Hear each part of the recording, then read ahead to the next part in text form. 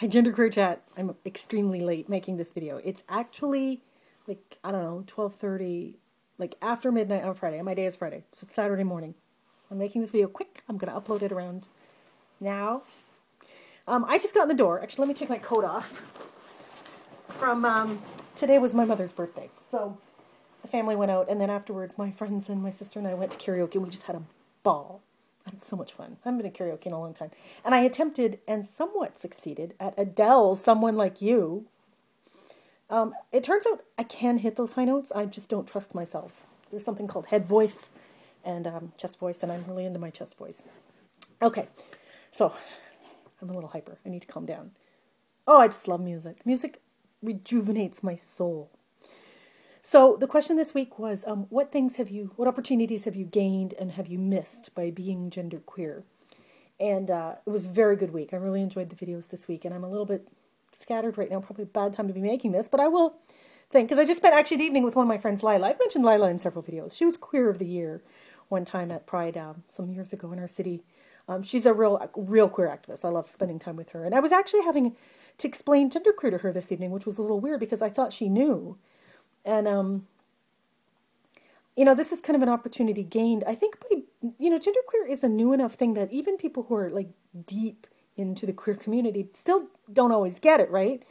And just me being the person I am and living in the skin that I do, I feel like I have opportunities to just explain it to people. And so tonight, for instance, I overheard my sister telling Lila this story about how they have this supper club that, it was a girls' night out, and I refused to go. And I just overheard my sister telling the story, and she was just kind of implying that I was being stubborn. And Lila was kind of nodding, and then later when I was talking to Lila, I said, it's not that I'm being stubborn. I said, imagine if a bunch of guys said to you, it's guys' night out tonight, Lila, we're going to watch a football game. Are you coming? No, I'm not coming because I'm not one of the guys. Like, that was her reaction, and I said, well, that's how I feel. Like, I'm not going because I'm not one of the girls. And you kind of see the light bulb go off over her head. I felt like very glad that I had an opportunity to kind of at least partially explain it to her. But that's just sort of one little surface thing from tonight, this evening. In my life, some opportunities gained by being genderqueer. Well, because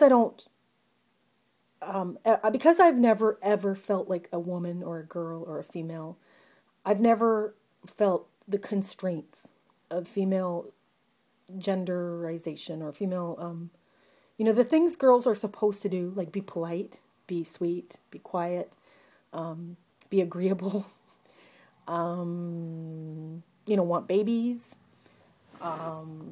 worry about what people think of the way they look. None of that has ever applied to me. I've never ever felt the need to watch my mouth. I've never felt like there was something wrong with me because I didn't. These are huge opportunities and I used, opportunity is the key word there. Some years ago, I saw an interview with not Christina Aguilera, Christina Applegate, that actor. And she had breast cancer, and she was talking about the moment she found out she had breast cancer. It was tragedy. Like, to her, it was just such a loss.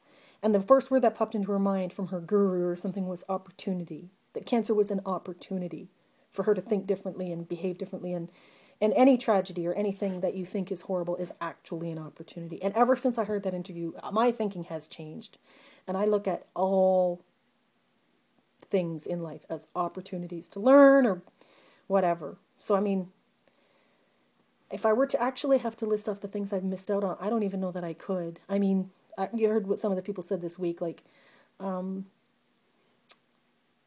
like fitting in. I've missed out on fitting in with the girls. I've often felt isolated in my life. Like, there is something they've got that I don't. Like, I've often heard girls talk to each other and give each other knowing glances and, oh yeah, you know how that is when your boyfriend does that, or you know how that is when, like my mom and my sister will often talk about the way men treat women, kind of blanket statements about like getting catcalled on the street or stuff like that. And back in the day, I guess I did get catcalled, but I don't really relate because I don't react the way women react. A lot of women are afraid, right, of being raped or of being, not even raped. Sometimes I know in my sister and my mother's case, they're just very like sweet people who are afraid of being considered a bitch by standing up for themselves or saying fuck off or whatever.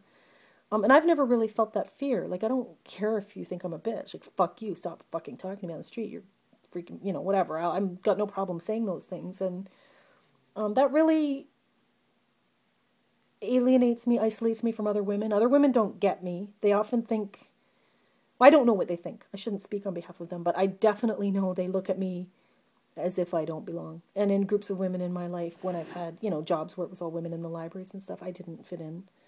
But I do not think of that as a bad thing. And I definitely don't think of that as something I wish I could have changed in my life, because that's not true. I'm very happy being me, and I'm very happy that I was born this way, So I guess for me, they are all opportunities.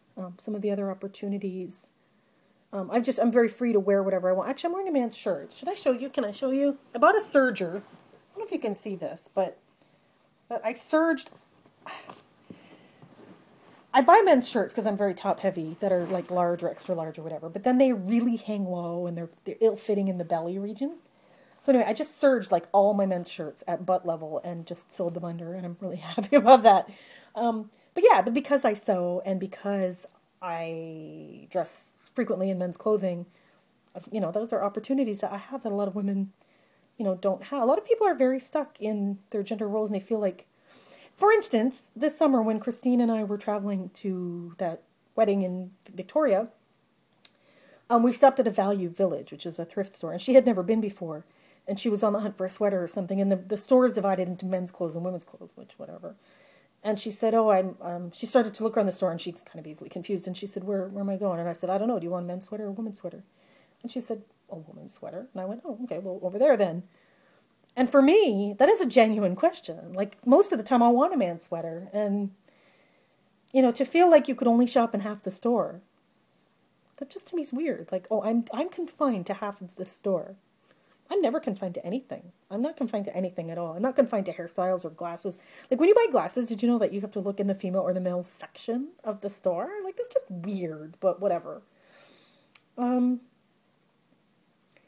other opportunities because I've been genderqueer.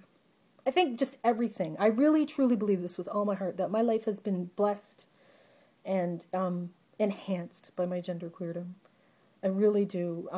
The things that are, misses, like the dating or stuff like that, or men not finding you attractive or whatever. I mean, those are just so like small in the grander scheme of things, because those people who do like me, for me, are very special people, and they're the people I want in my life, right? Not the losers who don't get it.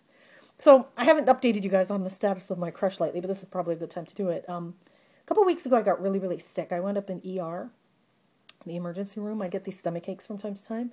And I was actually in his classroom when it hit me, the stomach ache. And I had taken a painkiller, and I was starting to feel woozy, and I was putting my hand on my desk, and I was talking nonsense to him that afternoon. And he was being very sweet, but at one point we were talking gender, because he had asked me at one point, what do you want the kids to call you, miss? And I said, well, actually, quite frankly, it's Mr. And he starts laughing, and I'm laughing. I'm like, no, seriously. I said, I don't have, I said, I have some gender issues, and I don't really care for female terms, or I don't care for gendered terms. And he looked a little bit like, you remember this guy's 60 years old, and not that necessarily matters, but I mean, I'm sure when a woman that's flirting with you looks you in the eye and says, I have some gender issues, the first thing you're thinking is she has a penis, right? That's probably the first thing you're thinking. And he kind of gave me that, and I laughed. I'm like, whatever, if you want, I don't care what you think what's downstairs. This is not about that at all. But I was kind of candidly talking to him about gender, kind of in a drug-induced stupor, but whatever. And I'll always take those opportunities to talk to people about who I am, because that is genuinely who I am, and I don't want him thinking I'm something I'm not, I would rather him know the real me up front. And we've still seen each other from time to time from since then till now, and haven't seen much of him, and he's still the same. Like, we're still flirting and everything, and it's still exchanging like goofy emails. But I felt like it was great that I had that opportunity to say that to him, because I really embrace all that is genderqueer. I really do. I embrace, and I want people in my life who get it and who accept me for who I am.